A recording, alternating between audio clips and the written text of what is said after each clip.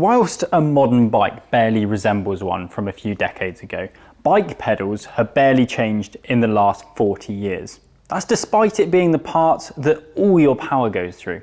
That is until now, because this is a new PW8 pedal, and as you can see, they're like no other pedal system currently on the market. This is the Shimano pedal that I usually use, and if I put it next to the PW8, then you can see that the PW8 is much bigger. Now, what that does mean is that you also have to use a different set of shoes, but according to Ekoi, that hasn't stopped the PW8s from sparking interest from top pro teams such as the Ineos Grenadiers and UAE Team Emirates. So, are we about to see a whole pedal/shoe revolution? Well, we've got exclusive access to the Ekoi engineers behind the system to try and find out. Maybe they'll even let me take a set for a spin.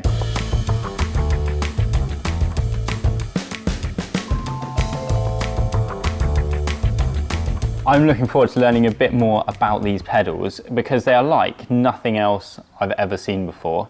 Where did the concept come from? True, so it's a completely new concept of pedal. Pedal system has not really, let's say, changed or get big evolution since its creation, basically, of the first automatic pedal in 1986 with Luke. So we are super happy with this new system. This new system idea was to make a more performance pedal system. Yeah. So it's really the performance of the whole shoe and pedal, because the shoe and the pedal goes together differently of today, where you can adapt basically everything. And if you can adapt everything, probably it means that it's not optimum. So the target is really to have this going together, and that the shoe and the pedal makes only one. And it's really the performance which drives us during the whole process. So I would say there is 3 main points at the moment on this. First of all, it's super lightweight. We have a titanium axis here, so it makes it much lighter than any other system if you combine the overall. And if you pedal for 6 hours like pros, it's roughly 30,000 times you raise your heel, and it's 30,000 times where you raise less weight, and this makes you more performance, or let's say you will save some energy. Exactly. So this is one very good point. The second point is that you are very close to the axis, so it makes a lower stack. So of course for aero it's much better than any other system, and we are proving this by some tests. And second, being closer to the axis makes your pedal stroke and pedal motion much more efficient and fluid. And last point is that the surface of contact of the pedal and the sole is also bigger. And this have 2 interests, the power transfer, but also the feeling of stability that you will have between the shoe and the pedal. I'm not going to be able to use my current cycling shoes with this pedal system. So what is the plan? Will the pros all have to be in Ekoi shoes? So absolutely, the system is different, and you have to have shoe and pedal because this is the whole concept. After the pedal system is named PW8, it comes from the 8mm from the axis that you have, and let's say that you have an 8 shape if you look at it. PW8 is a pedal system, a new pedal system. Ekoi is our first customer on that pedal system, and the first partner we have.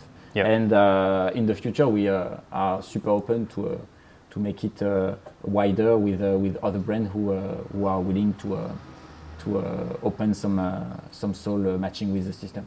The settings of the system is much more simple compared to the current system. Basically, you can do it in 2 steps and really in 2D instead of having like this rotation of the usual clit. So it's quicker and more precise if you want to replace your clit. And of course, you have the ability to have floating, so you can be like 100% fixed and going from 1.5, 3, or 6 degrees, and having the lateral settings to have your shoe exactly as you want it to be on your bike. And when we first wrote an article about these pedals, I think I read about an 8-watt saving. Now, is that where do you see this pedal benefiting riders? Is it in steady state efforts or in sprints or climbing? We have seen 100% of the tests we've made a benefit. After, a benefit always need to be put in perspective, and definitely it's not you put this, every single rider will save 8 watts. And usually it will be also, it can depend on the rider. But yes, each time we've made some tests, statistically it is more efficient. And clearly performance has been a big part of designing this pedal system. So do you see it just for pros, or do you think in a few years' time we might all be using this?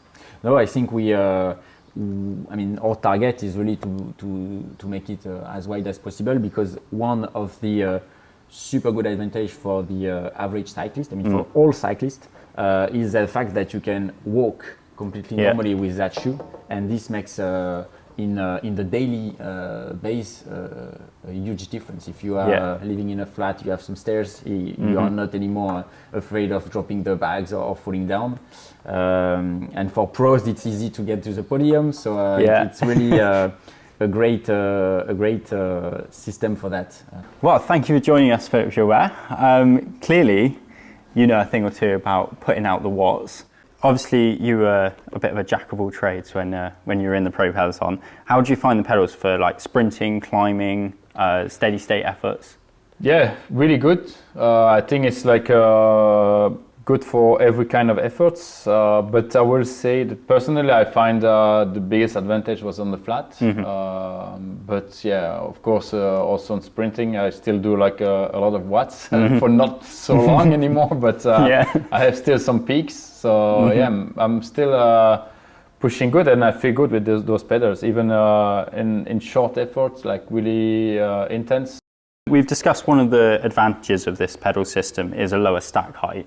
What does that mean for a rider? Today, they're always calculating the CDA. So this is all what counts, especially in TT, but also on the road, because you spend more time on the road bike. So it will reduce your CDA because you will get more compact. Because the combination of the pedal and the shoe gets one united. Like it's really, you get lower, so you have to adapt your saddle. So all your body and leg will be smaller. So you take less wind, from the front. So there is a big advantage also. We speak about like still 8 millimeters. It's there is a lot. This is a lot. If you speak about how many hours of stretching you need to get 8 millimeters lower, this is maybe 6 months of work, or even more, or you will never get there by the stretching. So even with taping, it's hard to get smaller. So yeah, if you can give the possibility to the riders to get smaller, they will always take it. It's an entirely new cleat system. Exactly. But I believe that you can still change the float on that. Yeah, all my career I like to have like really fixed position. But the advantage of this part, this is sliding, so you can go from inside to outside. And you can adjust. For me, personally, was one really important point, because I had some injury when I was younger playing football, and my ligament from the foot are like quite loose. And today, let's say if I walk, my foot will go like that, right one. So I have to play with the cleats to be straight. So it's a 0 degree, but but you can offset. play with the sliding, the back part. And then I can be still straight with that system. So it's really good. So. And then also on the bottom, we've got some vents. How important is ventilation in races? Yeah, it's very important, because the insole is carbon, so it's like when it's like 30 degrees or more, it can be a problem with overheating. So ventilation is very important. And so, do you think that this technology is going to not only make its way into the peloton, but for everyday riders as well? Yeah, I think so. I think like if the pros use it, then the large public will also use it. This is maybe the best way to sell things, you know, like convinced by the use of the pros, then like people will look into the magazine, into the TV and see, oh look, this rider use it, so it's a sign of quality. Yeah.